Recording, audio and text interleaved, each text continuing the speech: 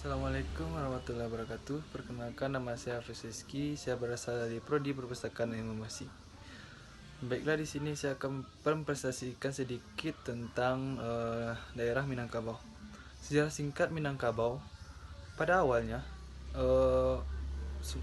Minangkabau ini berada di daerah di desa kecamatan yang berada di Sungaiang, Kabupaten Tanah Datar, di Sumatera Barat. Awalnya, desa ini merupakan tanah yang sangat lapang. Dan pada masa itu, adanya isu bahwa kerajaan Pagaruyung akan diserang oleh kerajaan Majapahit.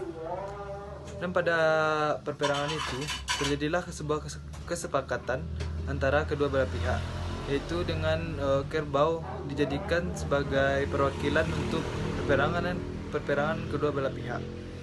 Jadi, pada perperangan tersebut, kerbau dari Minang lah yang menang dalam pertarungan tersebut, sehingga terjadinya lah kata Minang dan kata kerbau.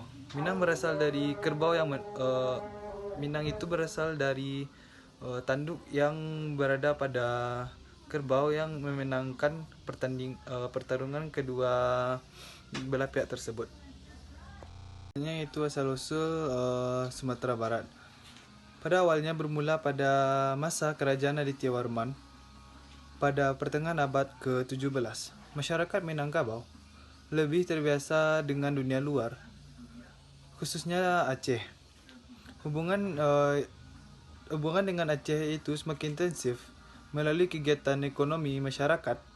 Akhirnya mulai berkembanglah nilai baru yang melandasi sosial budaya masyarakat Minangkabau.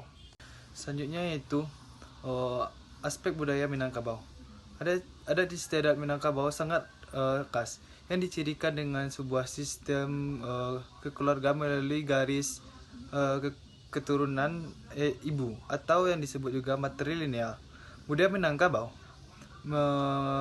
mewarisi sistem matrilineal baik dalam hal pernikahan, persukuan, lalu perwarisan dan lain sebagainya. Merantau merupakan ciri khas dari masyarakat Minangkabau dan sekaligus merupakan tradisi lama. Menurut mindset sejak abad 17, sudah terdapat kelompok-kelompok masyarakat Minangkabau di Semenanjung Melayu. Di Indonesia, dari domisili orang Minang selalu merantau, dan sampai saat ini masih merantau secara berkelompok menuju daerah lain. Selanjutnya itu sistem pengetahuan di Minangkabau. Budaya Minangkabau mendorong masyarakatnya untuk selalu mencintai pendidikan dan ilmu pengetahuan. Sehingga sejak kecil para pemuda Minang sudah dituntut untuk mencari ilmu. Filosofi Minangkabau yang mengatakan alam tak kambang jadi guru merupakan pepatah yang mengajak masyarakat Minangkabau untuk selalu menuntut ilmu. Filosofi ini bermakna bahwa salah satu sumber ilmu berasal dari alam semesta. Selanjutnya itu sistem bahasa. Masyarakat menggunakan satu bahasa yang sama yang disebut dengan bahasa Minang. Sebuah bahasa yang erat hubungannya dengan bahasa Melayu.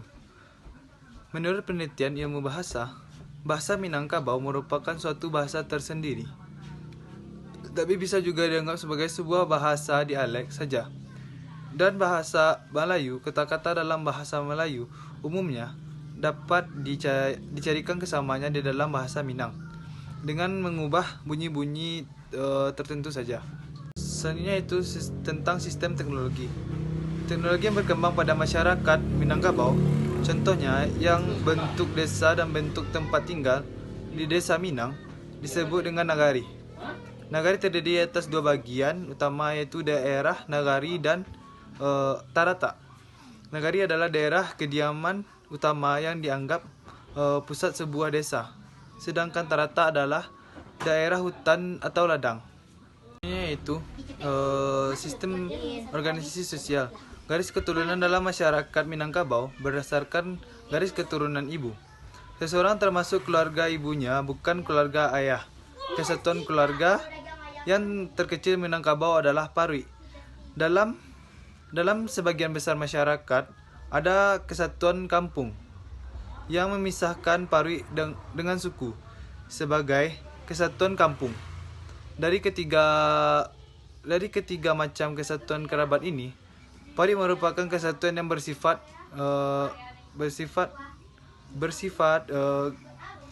genealogis. Selanjutnya, sistem kesenian masyarakat Minangkabau.